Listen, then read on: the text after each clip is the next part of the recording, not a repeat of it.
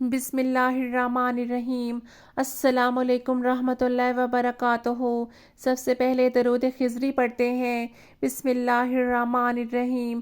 صلی اللہ علی حبیبہ محمد و آلہ و اصحابہ وسلم۔ یہ درود اولیاء اللہ کے اکثر معمول میں رہا ہے۔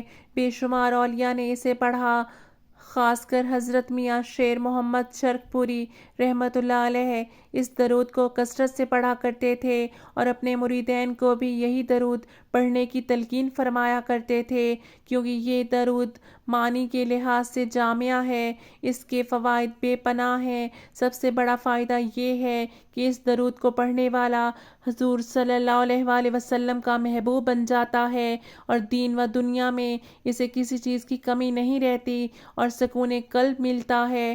بزرگان چہرہ شریف حضرت بابا فقیر محمد چوراہی رحمۃ اللہ علیہ اور ان کے سجادہ نشین حضرات کے معمول میں یہی درود کثرت سے پڑھا جاتا تھا۔ اگر کسی کو کوئی بڑی مشکل درپیش ہو اور کسی طرح حل نہ ہو رہی ہو تو ہر روز باوضو حالت میں ایک وقت معین پر روزانہ 313 بار اس درود پاک کو پڑھیں، انشاءاللہ تعالی مشکل حل ہو جائے گی اور اس پڑھائی کو تا حصول مقصد جاری رکھا جائے۔ اگر کوئی یہ چاہتا ہو کہ مخلوق خدا میں اس کی عزت و مرتبہ ممتاز ہو، اسے چاہیے کہ ہر نماز کے بعد 70 بار یہ درود شریف اس نیت کو مد نظر رکھتے ہوئے پڑھے۔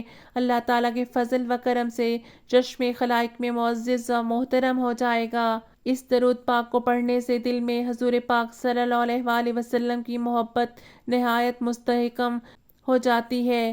دل سنت نبوی صلی اللہ علیہ وآلہ وسلم پر عمل پیرا ہونے پر گامزن ہو جاتا ہے۔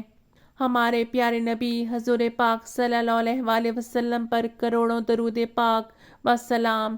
نماز کی پابندی کیجیے۔ اللہ پاک آپ کا اور ہم سب کا حامی و ناصر ہو، آمین۔